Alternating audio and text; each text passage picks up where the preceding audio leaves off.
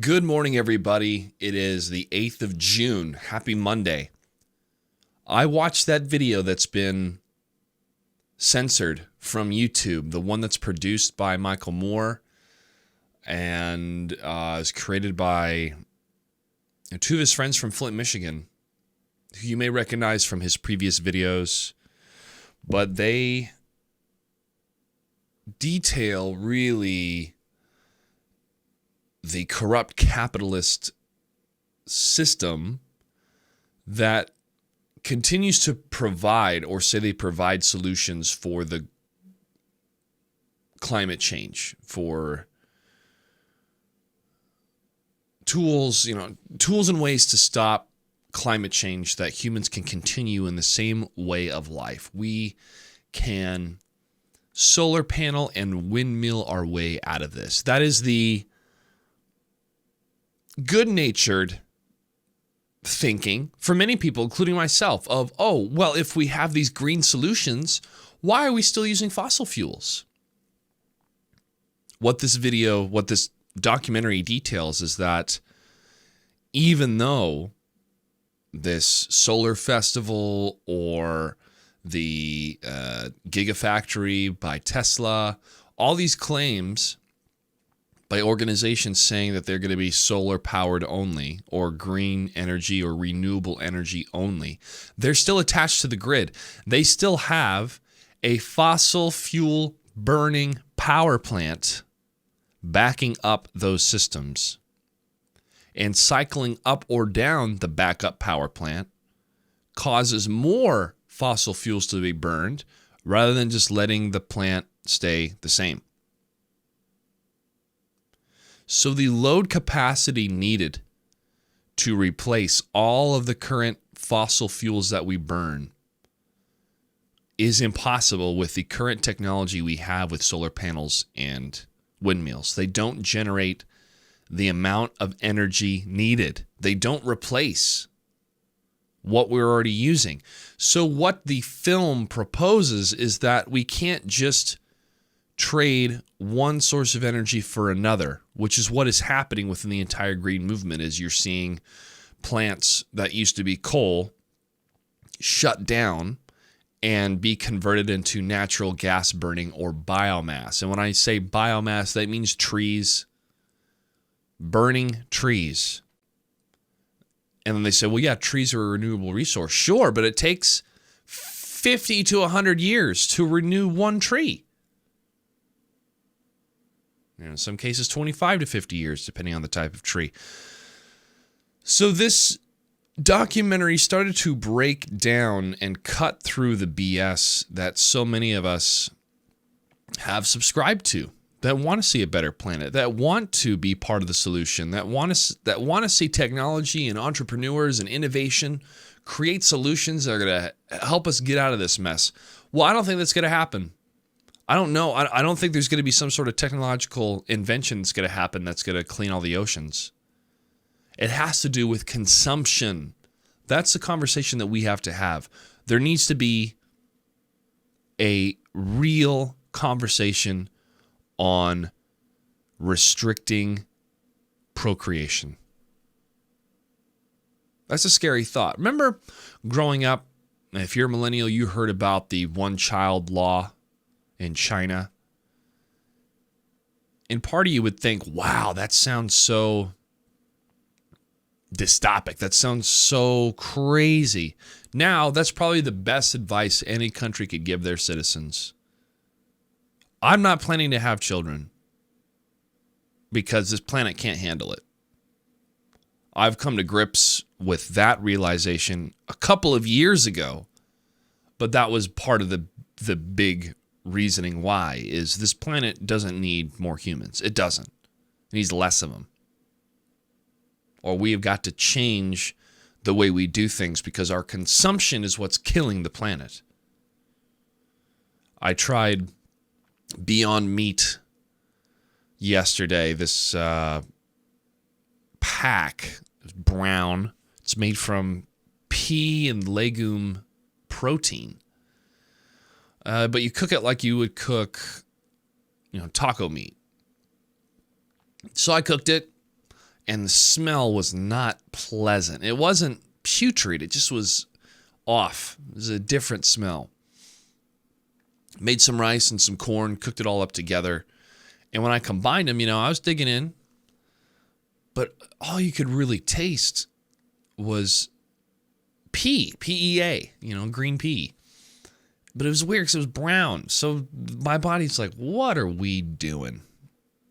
So the Beyond Meat, I gave it a shot. It's just a little too weird, but I am actively trying to find ways to substitute eating meat for the most part. I'll still grab some chicken and turkey for sure, but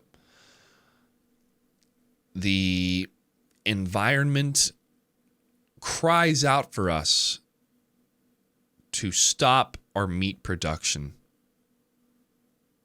And the way that we harvest, the way that these animals are treated, just pretty much sitting around inside of a pen. There's so many horror stories and so many videos like that, and it starts to catch up to you. You start to realize, man, I love the taste, but is it really worth the planet dying? I know I sound like some sort of hippie. I wouldn't be able to believe the words coming out of my mouth as a teenager. I mean, there's a lot of things I wouldn't believe as a teenager. But that is the information that's here in front of us. It's prevalent. And what we can actually do today to transform the planet, to live with nature, not in spite of nature. So yeah, it's been a lot of thoughts going through my head recently about this. Because of the nature of this video that was censored, removed from YouTube, I had to find my old pirate ways to find it, but it definitely was worth a watch. So please watch it if you can. I'm sure YouTube or the filmmakers will get right on fixing this issue of censorship, which is so stupid. It's the Barbra Streisand effect. It just makes everybody want to watch this film that much more.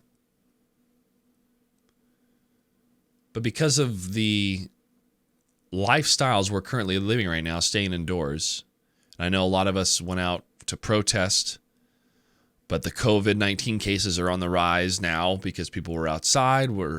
I saw a tweet from a friend of mine who's very concerned because his mother is at a nursing home, and the nursing home just reported its first case of COVID-19. So we're still in this, folks. We're still in this pandemic. I'm staying in. I'm bunkered up for the summer. I haven't watched any of those movies like Contagion or anything else that would take place during a pandemic, about pandemics. I'm sure it's fun to go watch, but it's like, I don't need to freak myself out that much right now.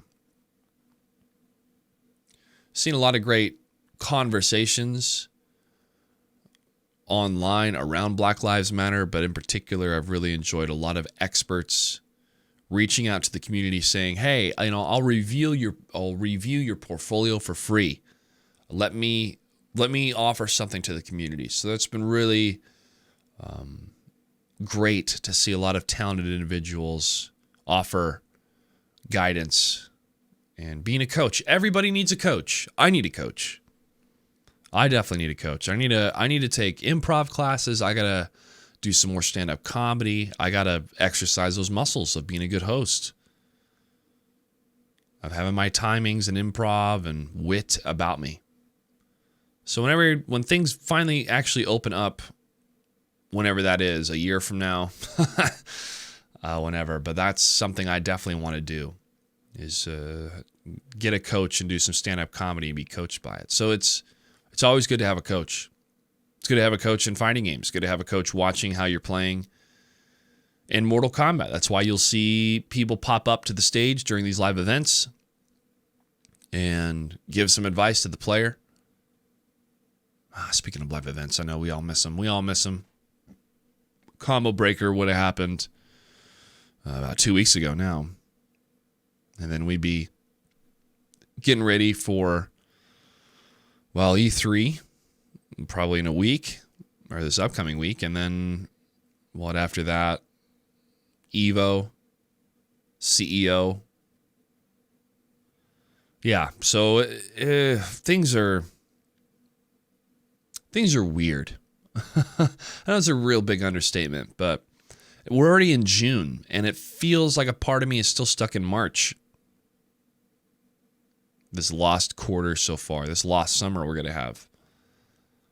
But taking the time, using the time wisely, using the time to get stuff done, is a daily struggle, but I'm getting better and better at it when it comes to making content. And I thank you for being here listening to this content. And again, growing the channels, growing the numbers, and hopefully I'll be able to monetize some of this, in the future. But if not, at least I know on paper that I'm doing all I can when it comes to my creative efforts and making content. Well, I say all I can, but you know what, folks? I've talked about these film scripts for, a year and a half with a buddy of mine, and I still haven't finished at least one of them, or in a state that it needs to get done, and I think about it every day. So what do I have to do? I have to carve out the time to write.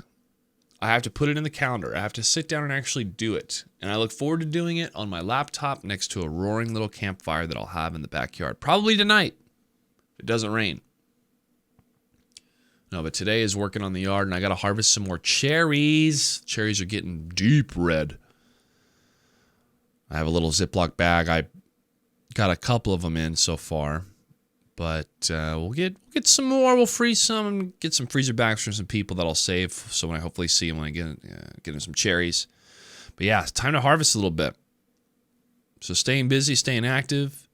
I've worked out and ran 2 miles for the last 3 days. So those little parts and pieces, making sure I address each of those little parts and pieces daily, I feel a lot better and more complete as a person. And that is, I think, the hardest thing right now is to stick to a schedule, have personal goals, and make them happen and work at them a little bit every day. I played guitar for the first time in a week yesterday, and it felt great. So yeah, it seems that this constant struggle, this inner rival of procrastination and laziness and false starts, I don't think we ever stop fighting against that. And this time of being solo, really having a gut check and personal inventory of going through so much, that the entrepreneurs, the self-starters really are self-starters, and they write down goals and they work towards those goals. And that's what we've been doing lately. So the goals this week is, tomorrow work on the j.gray podcast, then Wednesday live, Final Fantasy VII and Mortal Kombat 11. Thursday, we're playing a lot of MK. Friday, we're jumping back in the editing seat, and I'm going to go through my microphone, audio test, just clean everything up, clean up the library and get some fun videos out there, especially with these Shiva stomps. So much fun.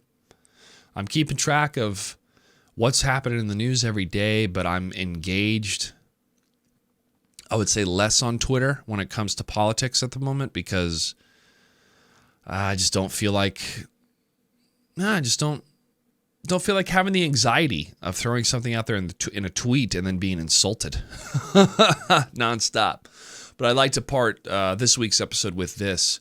Now that I am seeing growth inch by inch, step by step, there is this added weight or an added burden of mental health of, the more people I'm exposed to online, the more savage people are going to get against me and say really mean things. And these YouTube stars, these content creators that I've kept tabs on for the last decade and have thought about this in my own mind of, I've worked for a lot of companies and the majority of my work is on YouTube, but it's under all these different channel names, from Rainbow Six to World of Tanks to Mortal Kombat. But now on my own channel, I'm building my own brand, and it's going to be amazing. But that also makes me susceptible for more one-on-one bad comments, one-on-one mean things on the internet. But I got to say, folks, I'm way more prepared to deal with mean things on the internet than some of our politicians have been. Jeez, really? You're going to be upset with the best progressive candidate because some random people on Twitter sent you some snake emojis? I mean, come on. Can we grow up? There's such a vacuum of leadership in this nation. It It is crazy. I don't even know how I'm going to be able to describe it 30 years from now if we're still breathing. But what a vacuum of leadership. And the consequences of horrible policies that have been passed for the last 40 years. And we're living them. So to my fellow millennials out there and to some of the Gen Xers who actually give a crap, we have a lot of work to do. But if there's something that we can do as individuals every day that'll help make the planet be better, then I say it's worth it. It's worth to geek out a bit about it.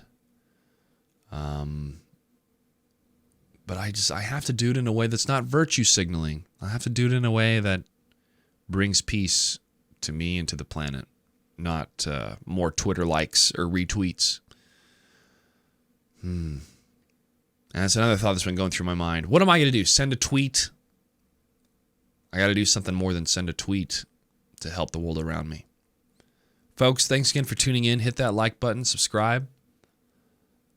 We have some Mortal Kombat tournaments starting to fire up here, so stay tuned for my live streams this week where I'll be detailing, giving some of the results when I know them for these tournaments, and we're going to start adding those into the j.gray report on Sunday. Take care of yourselves, look out for each other, and I will see you online.